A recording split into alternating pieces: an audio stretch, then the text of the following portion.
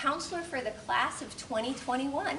So usually I say I'm the 11th grade counselor, and then that gets a little confusing because I'm only the 11th grade counselor this year because I'll move with them through graduation. I counted the other day, your kids will be my 9th graduating class. So I've worked with several classes. We did college, I was doing college admissions back when people were trying to line up their college application on a typewriter and get their name real neat that way. And I had floppy disks that all my letters of recommendation were on. And so we've really evolved since then.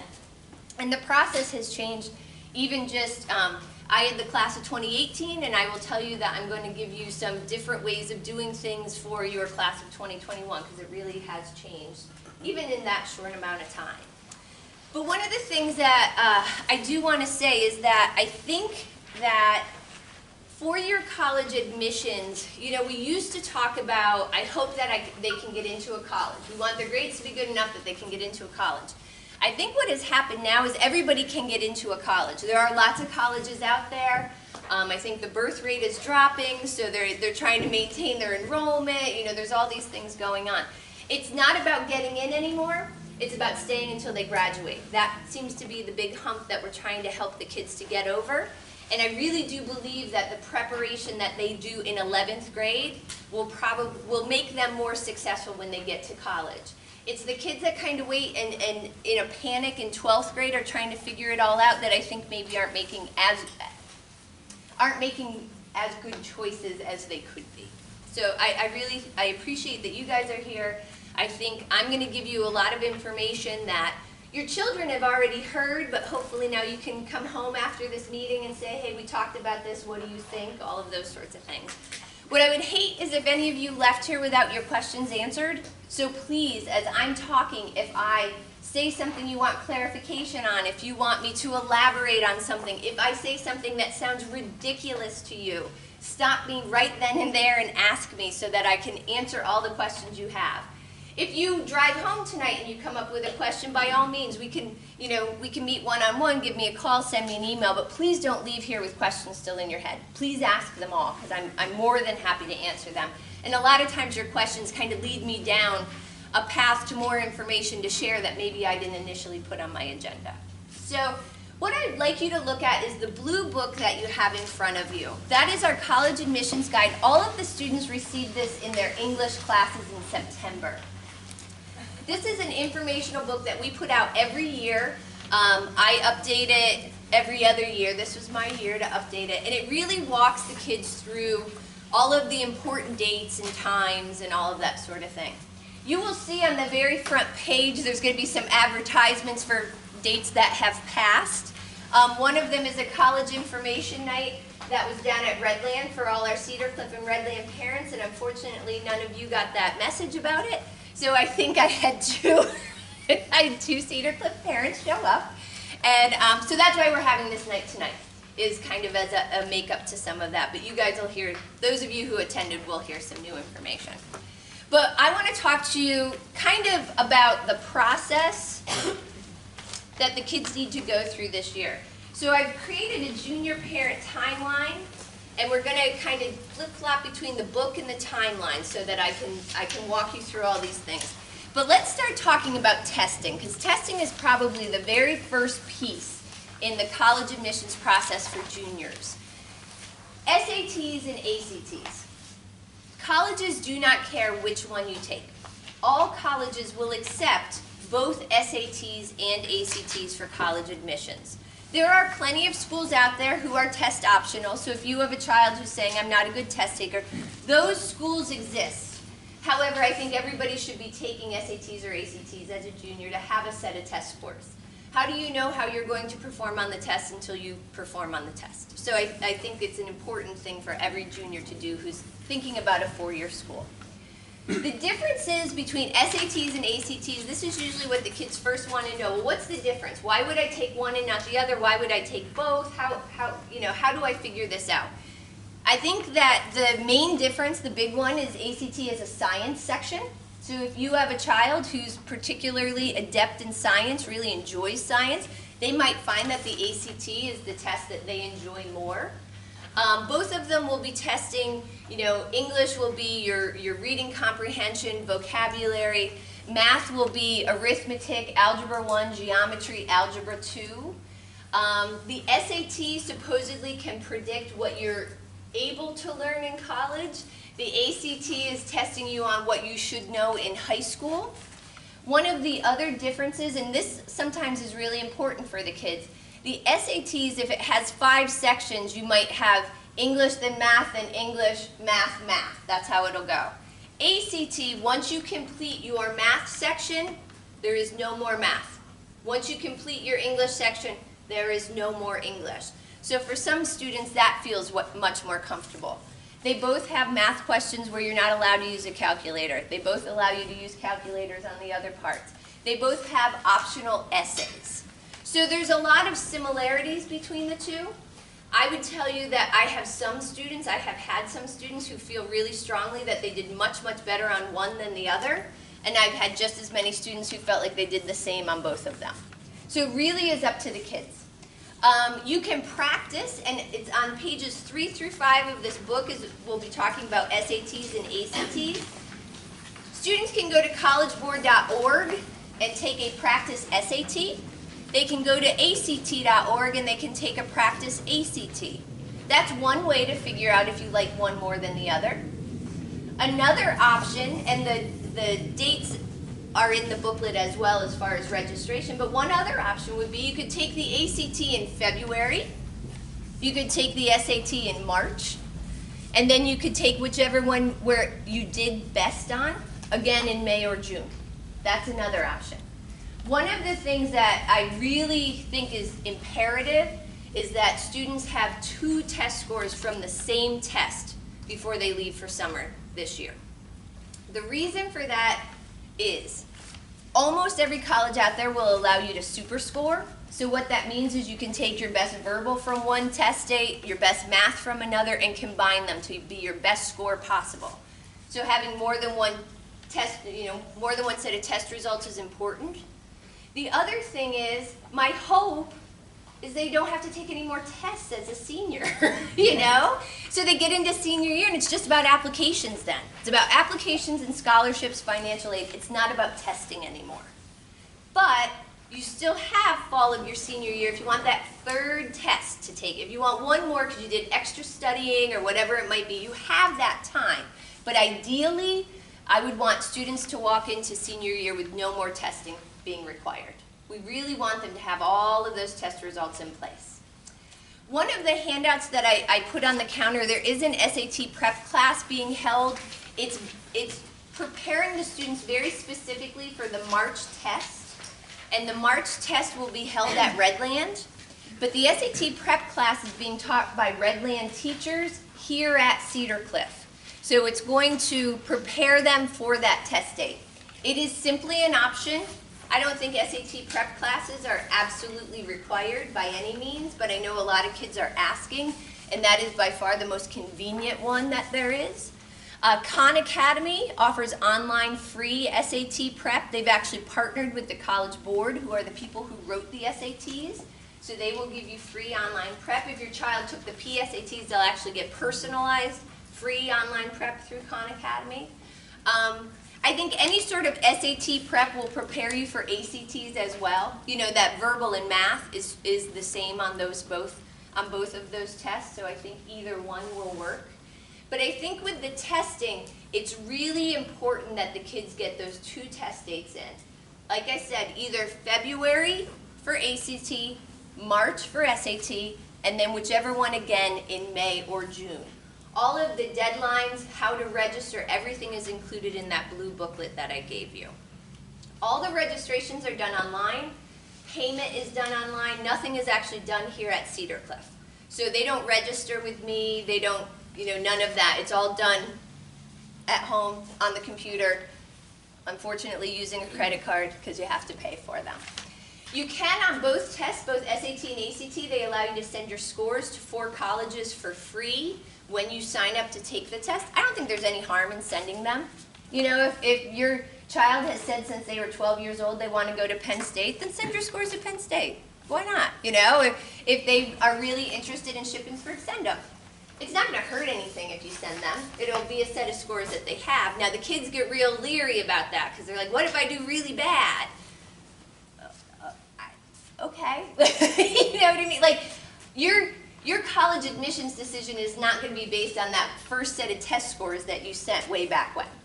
Now, when they start applying to college, they have to send their test scores, and they can wait. They can wait and do that. But if money's tight, if you're thinking about how to use this money that you've used to register the best way possible, you can have your scores sent. But it's just an option. You'll see that option come up.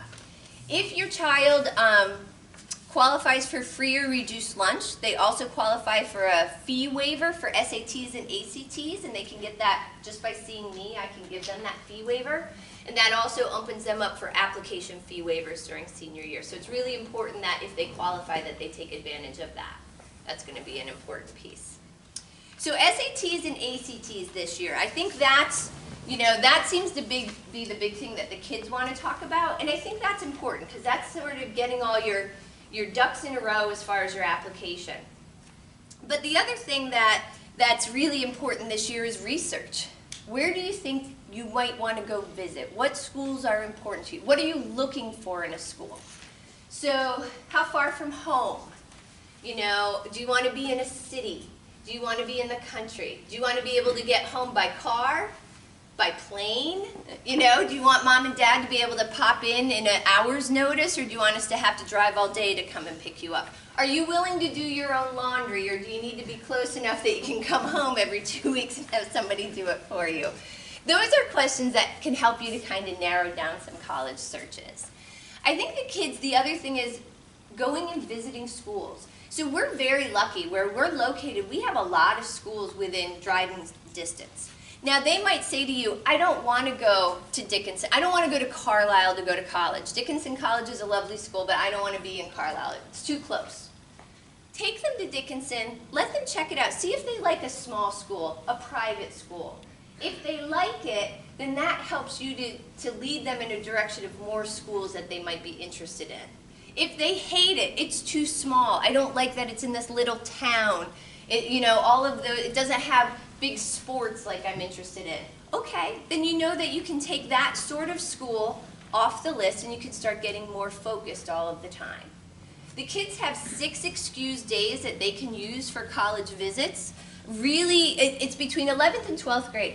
I would love to see them use 4 this year. I really think that those days are supposed to be about doing your research.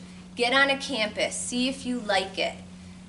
Save 2 for senior year, because what if, hopefully, you get into every school you apply to? Save those 2 days to go back and check out the schools that are right at the top of your list that you have to decide between. And honestly, if the kids run out of college visit days, just talk to me about it. I would hate for somebody not to go visit a school because they've run out of days. We can figure out ways to get days excused if they need it. Some kids want to go visit schools far away, and that's perfectly fine. But if it takes you 3 days because it's a day to get there, a day to visit, and a day to get back, that is 3 of the 6 college visit days that you've used for that one trip. So just be aware of that as well. When you're scheduling those visits, you want to call ahead, call the admissions office, set up an appointment. If you can, talk to an admissions counselor. Every college runs this a little differently. Some of them might say, oh, we have visits every Tuesday and Thursday, 10 and 2, when do you want to come? Some of them might say, well, when would you like to come? We have any time open on Friday. Really, the schools do it differently. But you want to meet with an admissions person. You want to tour the campus, talk to some current students, eat the food, right? Because if they're going to live there, they need to eat the food.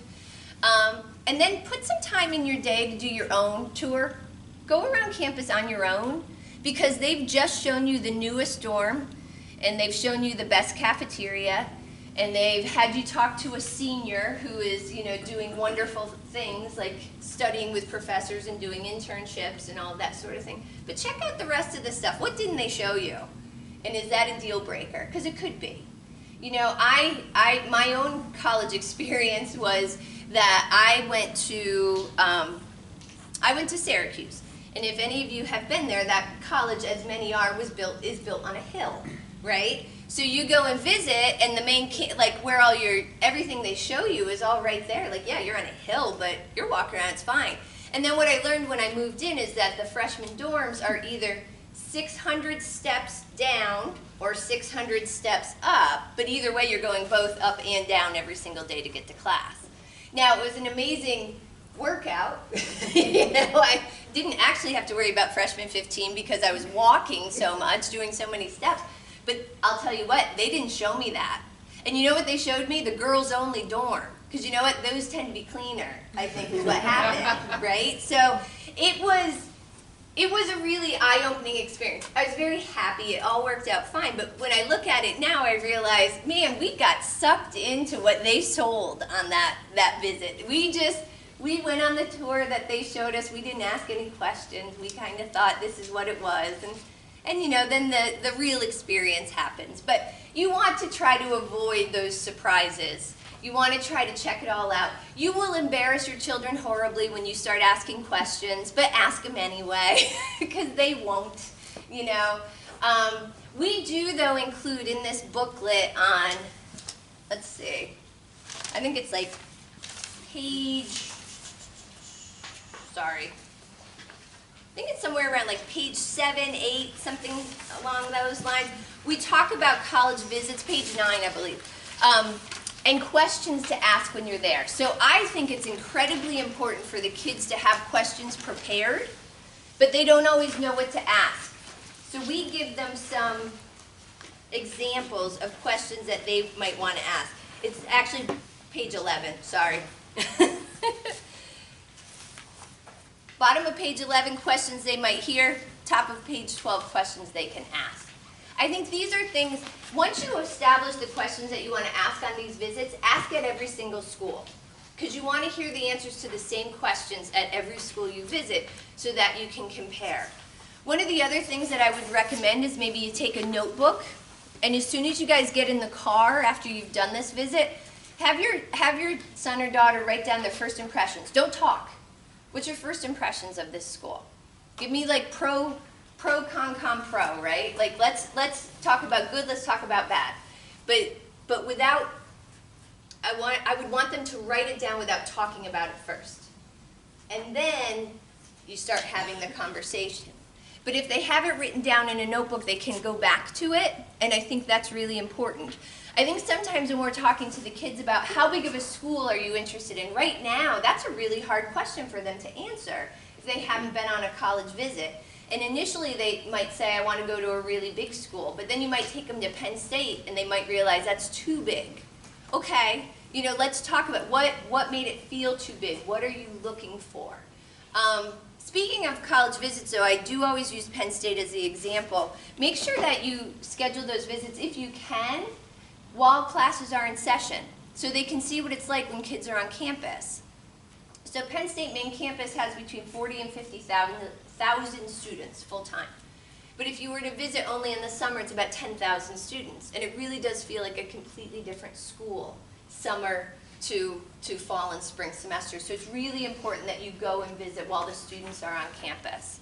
Now, right now in the spring, there's lots of great open houses going on. I think those are wonderful programs to go to as your initial visit to the school. But as your child gets more serious about whether or not this is a school they want to attend, getting them on campus with students while classes are going on, I think is really, really important. When I talk to former students about how did you choose your school, it's almost always, so you do all your research with your brain and you make your decision with your gut. So you get on campus and you realize, I feel really, really comfortable here. I like this place. I like the vibe. I like the energy. I like what's going, like what I see in the students walking around campus. Research is great. Research is important. Research is what they need to do this year. Senior year, they're going to start making those decisions with their gut. And I think that's really important too, and that's about being on the campus. They have to have a feel for what's going on that campus to know if it's someplace they want to be. So as we talk about all these college visits and picking out colleges, I think one of the pieces we probably have to talk about too is how do you decide where you want to go if you don't know what you want to do? And I think that's a big issue here in 11th grade. What do you want to do? You know, how do they decide? at this age what they want to do for the rest of their lives? I don't know. You know, we have career interest inventories that they've taken and they will continue to take. We just offered the ASVAB. That's a great career interest inventory. We will do that probably again in the spring. Now that's that's an armed services vocational aptitude battery, but it's a phenomenal career interest inventory because it's actually one of the few that takes what the kids are good at, not just what they like, and matches it up with careers. But one of the things I really encourage is job shadows. You know, the kids get excused days for job shadows. So I think if there's something they're interested in, I think I might like to be an accountant.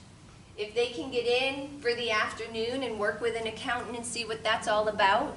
If they think that they want to be a teacher, I wouldn't necessarily say, well, then they don't go to their classes for the afternoon at Cedar Cliff and they sit in another teacher's room. But you know, maybe if they think they want to be an elementary teacher, I think we should get them over to one of the elementary schools or even someplace outside the district, see what that's really about. Because I can tell you, I would say that little kids are so cute until you've spent about an hour at Highland. Oh my gosh. You know, I initially go over there, I'm like, oh, I could really do this. And then truly in about 20 minutes, I'm like, I could never do this. Not in a million years. I think that Mark Miller, if you guys have not heard of Mark Miller or spoken to Mark Miller, he is somebody that you want to meet and speak with. He is our career coordinator. And he is just such an asset, I think, to the building and to the kids and available to anyone. But his main job is to oversee our students doing internships and co-ops as seniors, but to expose them to careers. So I think, was it yesterday? He took a whole group of kids to Thaddeus Stevens. He will take kids over to Oncology Careers Day at Hershey. He will take them, you know, to Hack Engineering Day. He is always looking for students to take advantage of these experiences, and they're fantastic. He will be available during parent conference time, and he said he'd be more than happy to speak with anybody about job shadows, internships, apprenticeships, anything like that. One of the things we're hoping to do is several evening programs throughout the year. Now this one's 11th grade specific, but we're going to do more that are broader. And he is planning to do one in February. He just emailed me today. In February, he doesn't have a title for it because he's trying to think of something slick, you know, that would draw everybody in. But essentially, the topic is going to be kind of internships, apprenticeships, and ultimately ways to get your job to pay for you to go to college. Because he is finding that there are a lot of employers out there who are willing to help students with their college tuition. And they're not asking anything, a great deal of anything to make that happen. Just be a good employee. Be employed with us for, you know, 6 weeks and we'll be willing to help you with some tuition. Apprenticeships, those sorts of things. So that, we'll send out more information on that, but that is something to keep in mind. But Mr. Miller, Mark Miller, and actually his email is Mr. Miller, it's Mr. Miller at wssd.k12.pa.us. He is pretty fantastic about this whole job shadow thing. So, let me just make sure I'm jumping all over because I don't really pay very good attention to my notes, so forgive me for that. Why don't we go through the timeline? That's probably going to be our best bet. So that's just the stapled piece of papers that I gave you. The December-January timeline, registering for SATs or ACTs. So the SATs will be given on March 14th at Redland. Now you can test elsewhere, but Redland is you know, giving it that date. February 14th is the deadline to register. The February ACT date, the deadline is January 10th, so my guess is probably the test is somewhere around February 10th. I didn't write that down, but it is in your blue book, all of the ACT dates. Planning senior year courses is going to be really important for your kids who want to go to a four-year school. Open Campus is going to exist next year. They will have the option of not taking a full schedule if they don't want to, or if you as parents think that's okay. That is an option that exists. But here's the reality. If you want to go off to a four-year school, your transcript communicates an awful lot about who you are to that college. And so your transcript needs to say, it doesn't need to necessarily say you're taking a full day just like you always have, but it needs to say you are a serious student who continues to be challenged. Now, if that means that you're going to, your child's going to do English and AP Bio and an internship at Holy Spirit and calculus, awesome. That's not a full day's worth of classes, but that's a great lineup to send off to a school. If your child just needs English and like 2 other credits and they've decided they're going to do English, fitness and weight training, and ceramics, I don't know, unless they want to be an art or a phys ed major, I don't know that that's going to be the best foot forward for them. So how they choose their senior year courses is so important for college admissions. They need to show that they are continuing to be challenged at the same level they always have. So let's say that your student says, I hate social studies, I hate it, I don't want to learn anything more about history, I'm never going to use that, that's not in any way related to any of the careers I'm interested in.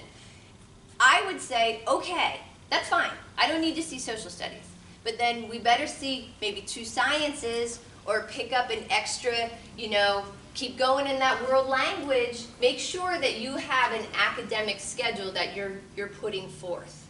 It's really important. Internships, apprenticeships, those are kind of hard senior year because most of them you have to be 18. Those sorts of activities I think are great on a transcript, great on a college application. It shows that you are getting experience in the field that you ultimately want to study. It means you're going out and you're working side by side with adults, and you're being responsible in doing that. So those things I think are very positive.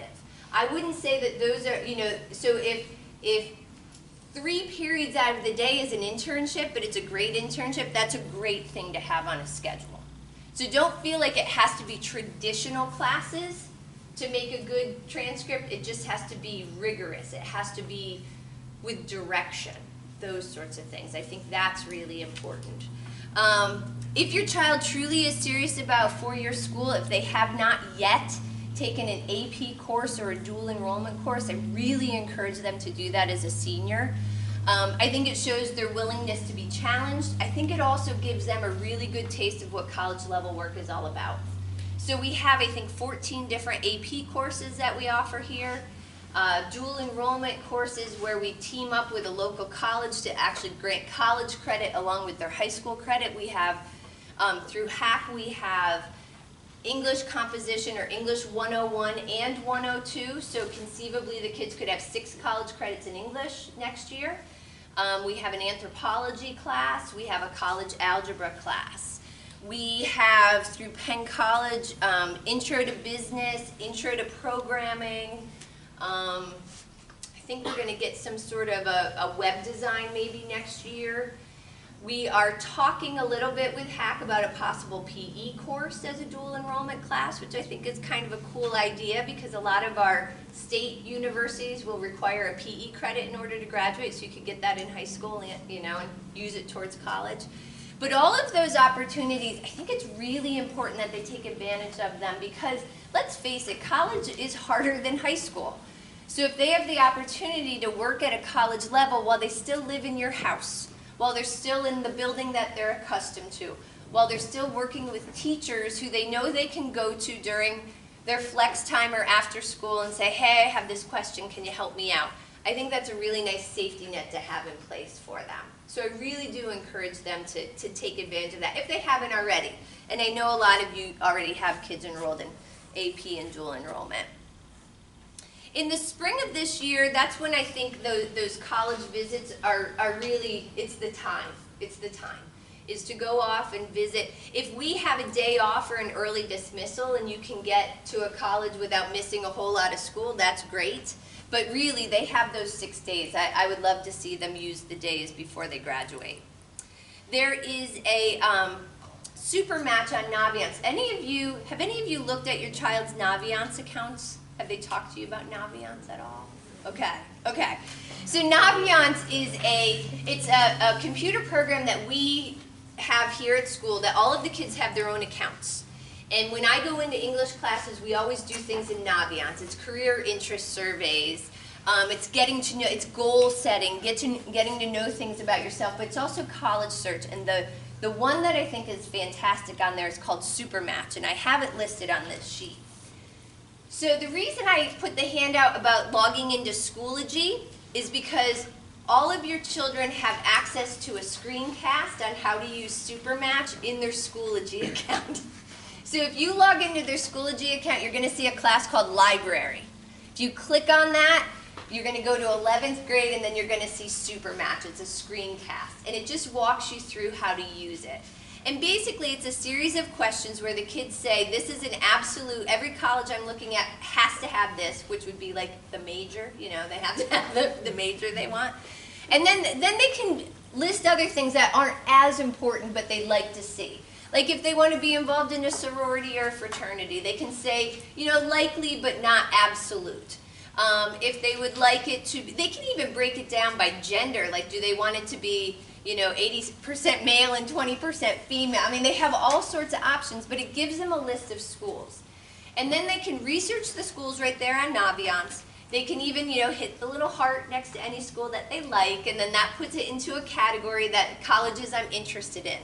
The reason that's important is because when they're applying senior year, we'll actually do all their applications through Naviance. So if they already have schools identified within Naviance, it will make that process a little bit easier. It takes like 2 steps away from the process. It's not really a big deal if they don't, but I think it's a nice way to get them comfortable in using Naviance, and you guys can log in and see all of that stuff as well. So I think that's a great one to use, and we've talked to the kids about it, but we haven't shown them how to use it. So I think if you're encouraging them at home, they would find that to be really, really helpful. Job shadows, creating a resume I have listed on here. I think all of our 11th grade English teachers are planning to have the kids create resumes before the end of the year, so I'm hoping that that truly does happen. But a lot of the colleges are now requesting resumes as part of their applications.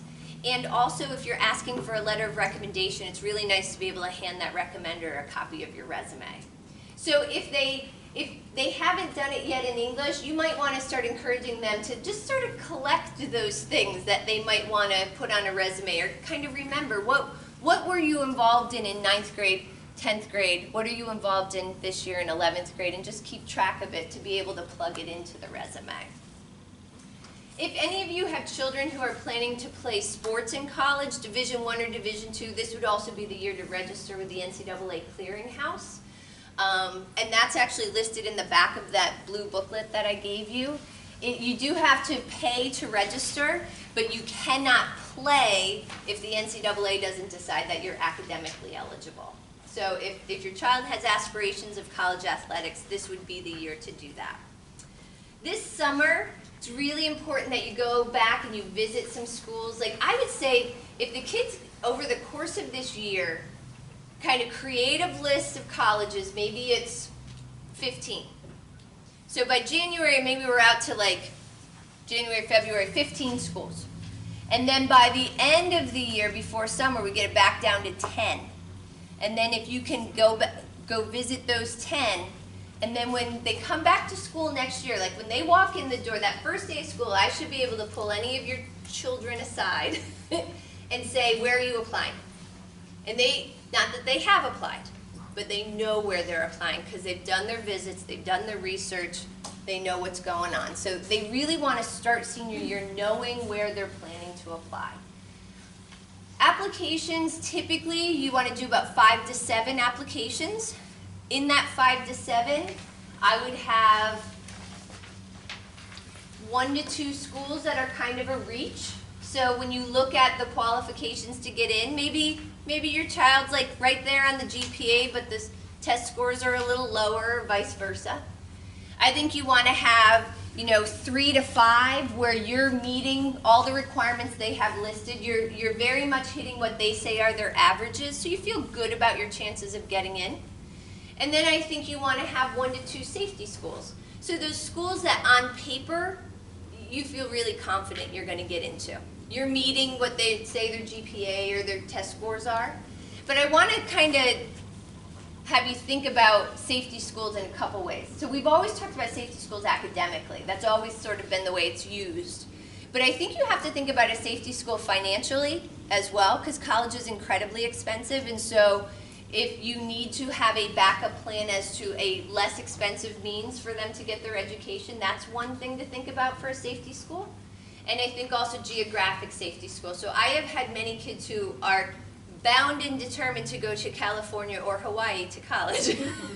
Bound and determined.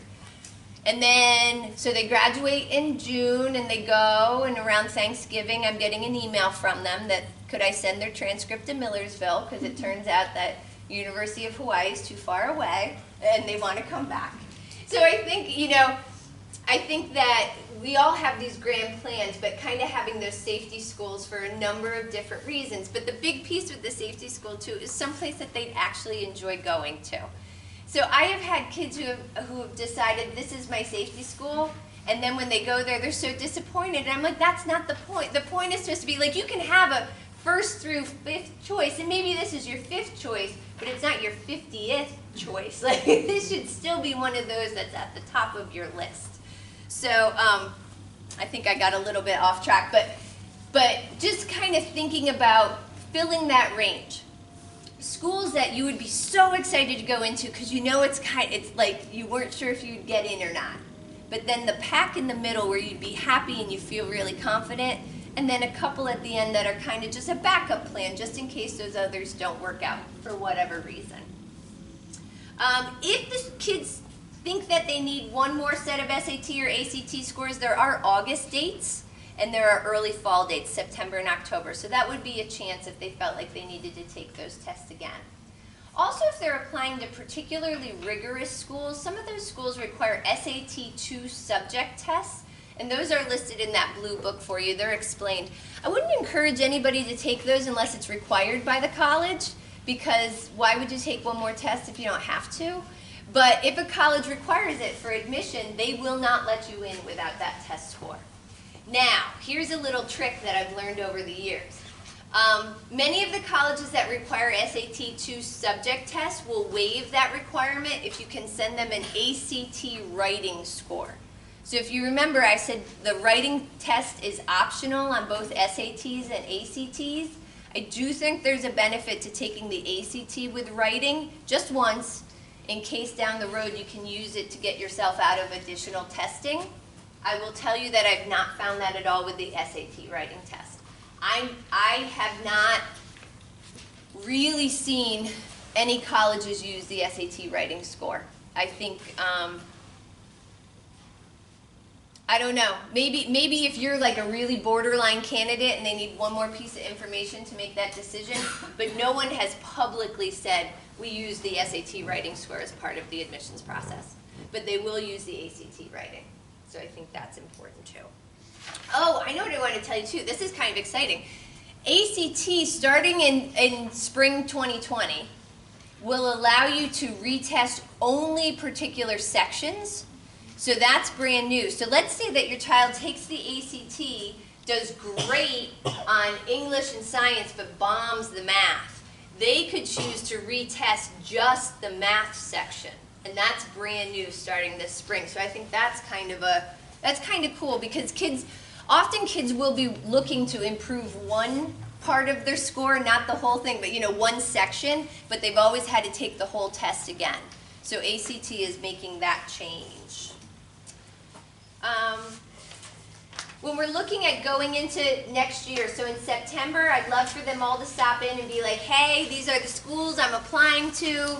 I'm really interested in Pitt. I know they're rolling admissions, so that's going to be my first application I work on, which there's a little heads up if anybody's thinking about Pitt. Pitt is July 1st, they open their application. They're like the first ones. And they do rolling admissions, so the sooner you apply, the better your chances of getting in. Penn State is not a rolling admission school officially, but the sooner you apply to Penn State, the better your chances are of getting in. So those are things to remember. But anyway, so for the most part, I don't expect that the kids will be applying before we come back to school, with the exception of Pitt. Honestly, that seems to be the one that happens the most. But they will be applying, they should be applying kind of September, October of next year. That would really be the time for them to be getting those applications taken care of. If they're thinking about going to an early decision or an early action school, an early decision school, what that means is they have an earlier deadline, and they will, but it can be binding. So basically you could only apply to that one school, early decision, and if they accept you, you must attend. So that's binding early decision. So if you have that one school that you want above all the rest, go for it. But unless you could narrow it down to one, you don't want to do that. So colleges started to realize that was a little too much pressure, so then they put in this early action idea. And basically all that means is we're going to give you an earlier deadline so you can get an earlier answer, but it is not binding.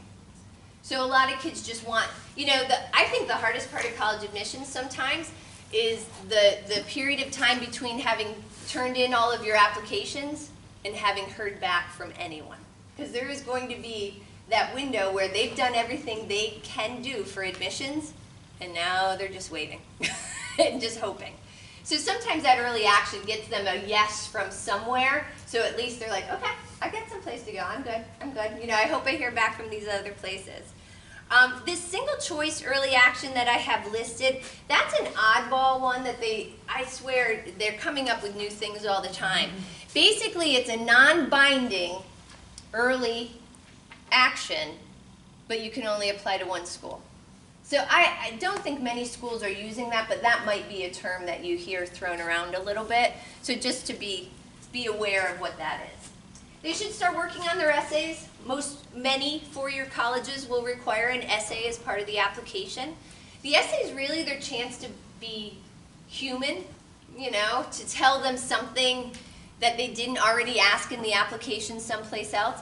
I almost think of it as a creative writing exercise. I really do, because if I put myself in the seat of the admissions people reading essay after essay, the one I'm going to remember is the one that entertains me. It's going to be something that's kind of fun to read. So I think that they need to think of it in that creative sense. I am more than happy to read an essay and give feedback as long as they're willing to hear honest feedback, because sometimes my honest feedback is, this bored me terribly. You know, it's a one-page essay and it started with the day you were born, and the last sentence was about starting 12th grade. Like, you put a whole lifetime in one page and it wasn't exciting. What they really want to talk about is an event, an experience. It doesn't have to be something life-changing. It doesn't have to be something horrible. You know, I think they also get caught up in that. It needs to be dramatic. It doesn't need to be dramatic. It needs to say something about who they are. It needs to give a little personality. Whatever you can do to make yourself a person instead of an application in the database will go a really long way, and your essay is a great way to do that. If you're doing an awesome internship, talk about it in your essay. If you took a great class here at Cedar Cliff that you felt like pointed you in a direction, make that your essay. If you have joined a club and stretched yourself in some way to have some leadership role or experience, that's an essay. You know, those are the things that they're looking for. The college fair will be next fall. That'll be a great thing for them to attend, but hopefully they already know where they're applying. It's just a matter of them going up to the tables and being like, hey, I sent my application in. You know, just make some friends there. And the last thing I listed for September is to create an FSA ID. That's all about financial aid. Financial aid will start in October of senior year. And the way that you sign your financial aid electronically is with this FSA ID, so I think you want to do that in September. Get it done before everything else starts. September will be a lot about, or October is a lot about financial aid. November and December is kind of getting those last applications out. January is where we send out mid-year reports. Some colleges will require that we give them grades of first semester, so we'll be sending those out. In other words, everybody's got to stay on their toes minimally through the end of first semester. We'll start hearing back from schools. Kids will start hearing back from schools anywhere between January and March. Financial aid packages typically come in separately from application decisions, so you have to kind of get that yes, you can go, and then a couple weeks later, here's how much you have to pay, and then you have to sit down and make that comparison. And then ultimately, May 1st is the date that you have to tell colleges that you are planning to attend. So the application process, I mean, for some kids will start in August, but really May 1st is when it finally ends. So it's a good long time. Where they get to, you know, they have a lot of decisions to make. They have a lot of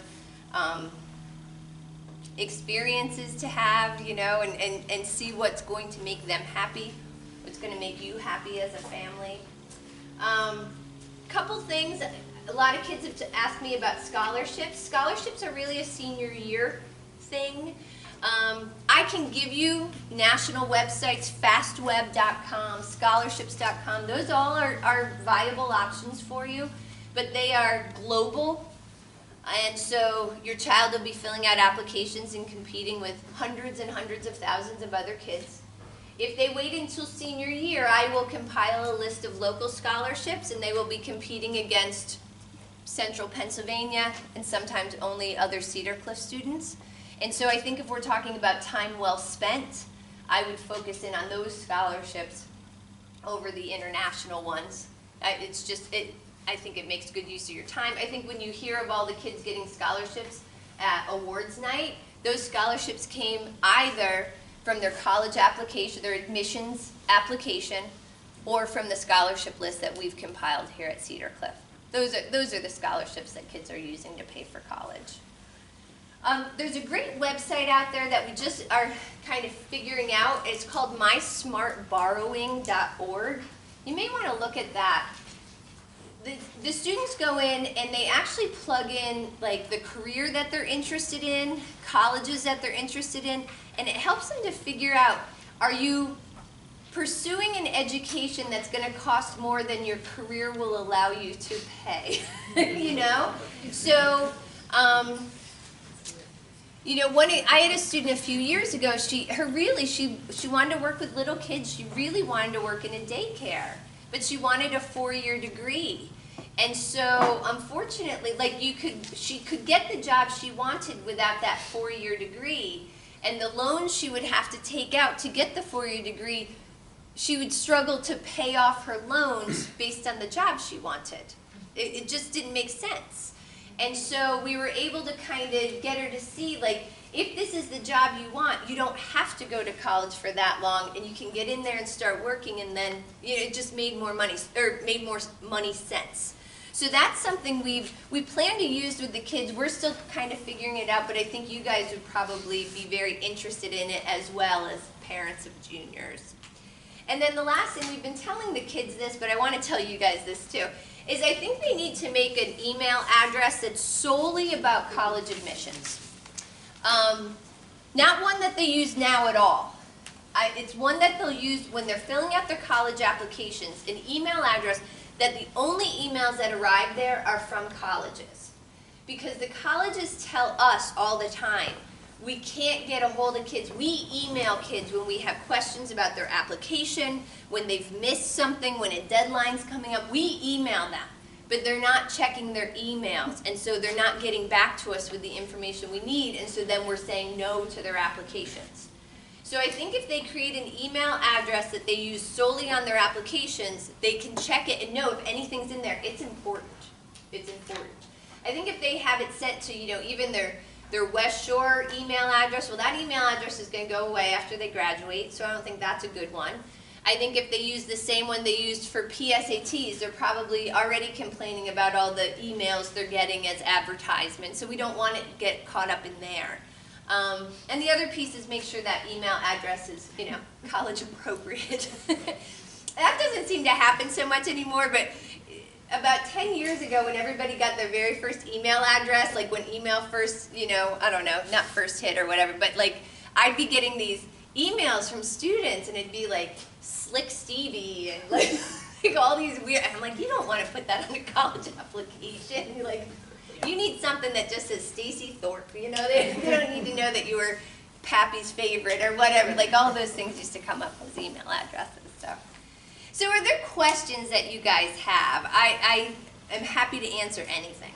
For the FAFSA ID. Yes. If you've already done it for another student, is it student specific? Do you need another one?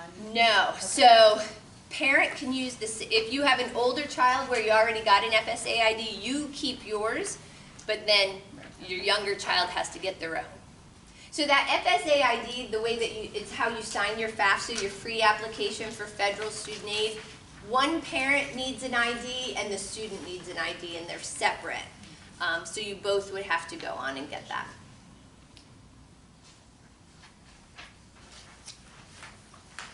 Yes. Either one. For transcripts, are we not using parchment anymore? No, everything's going to go through Naviance. Okay. So this year's senior class is the first one to use Naviance for their applications, and it allows us to track applications as well as transcripts all through Naviance. Yes? For the 6 days that they have for college visits, how do they go about doing that? Do they have to let you know beforehand? Yeah. Fill out a paper? So what happens? So if you schedule a college visit, they would bring in a note from you saying they're going to miss school on Thursday. They're going to Penn State. Hand it into the main office, just like if they have a doctor's appointment. And when they do that, they pick up a college visit form. It's a purple piece of paper. They take that college visit form with them to the admissions office, have someone sign it, and when they return to Cedar Cliff, they turn it in the main office just like a dentist appointment, and then the day is excused. Oh, one of the things I did want to say too is part of college admissions, the colleges try to gauge how interested you are in their school. That's actually part of the how they make admissions decisions is your level of interest. And the way that they gauge that is how much contact you've had with the school. So if they're at the college fair and they have a little postcard to fill out, make sure you fill out a postcard. And then your name gets in the database. And then if you go to a visit, you want to sign in the admissions office. That gets into the database.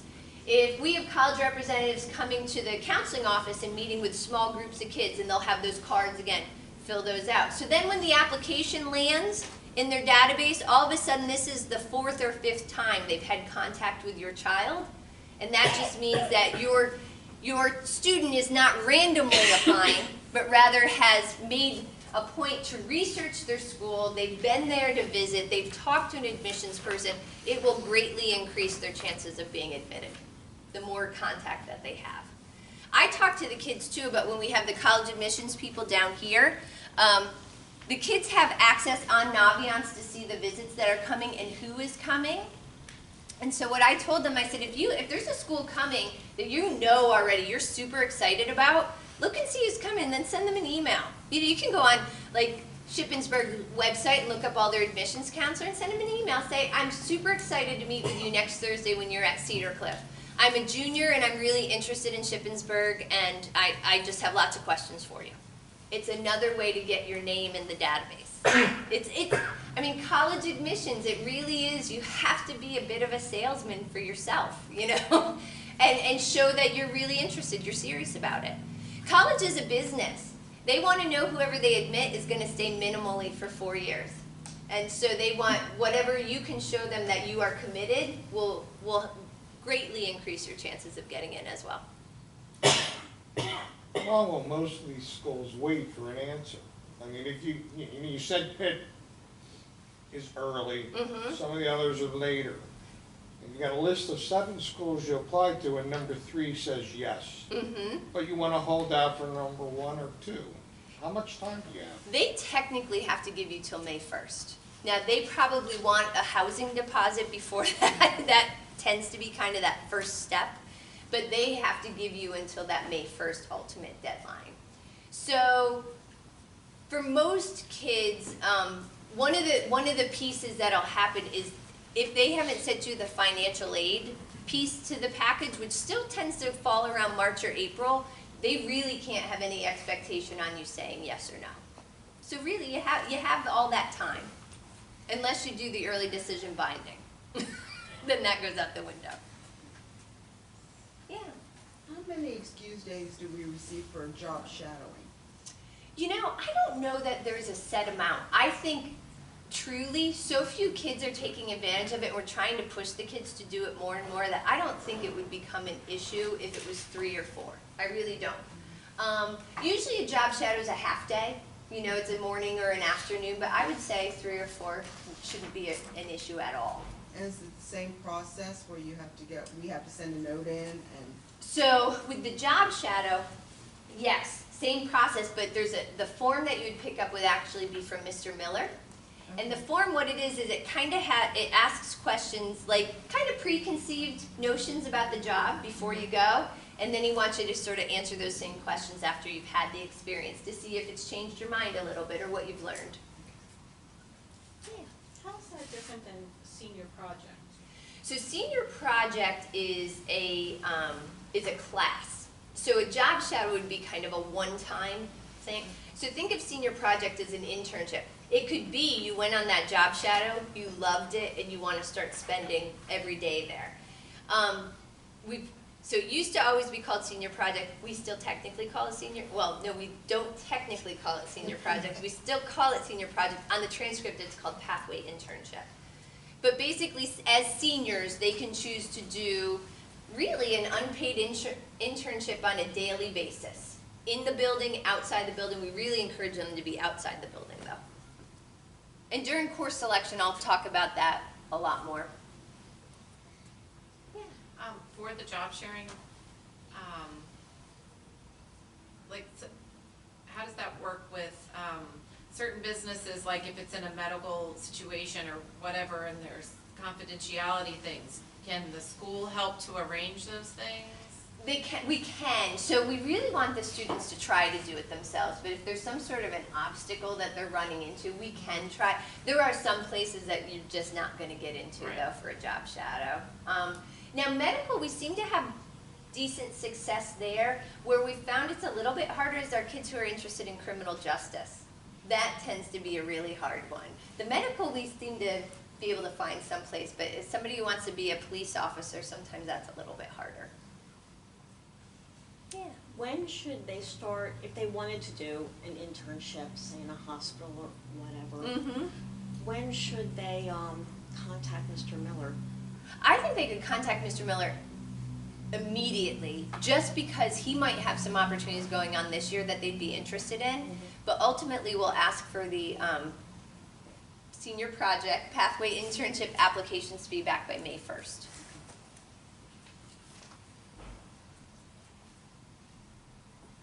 Anything else? One last thing I told the kids, and I just realized I meant to say this to all of you. Students will often tell me that they want to stay in Pennsylvania because it's cheaper to go to school here because they live in Pennsylvania. And I just want to make sure everybody really understands a state school versus a private school in Pennsylvania.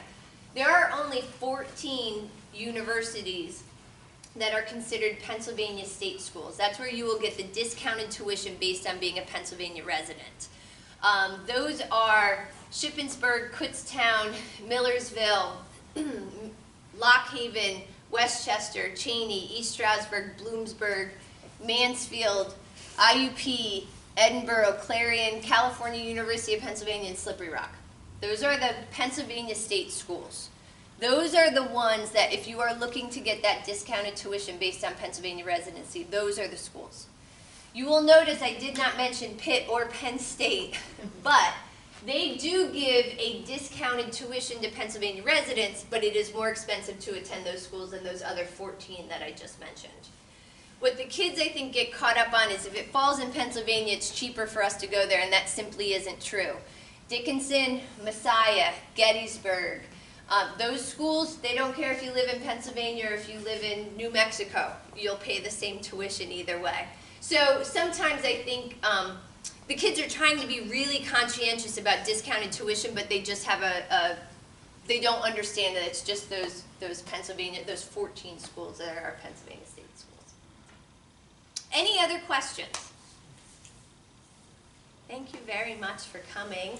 I do have, I'll put it on the counter over here. I do have a sign-up sheet for parent conference days. So I'm here the Monday of parent conference.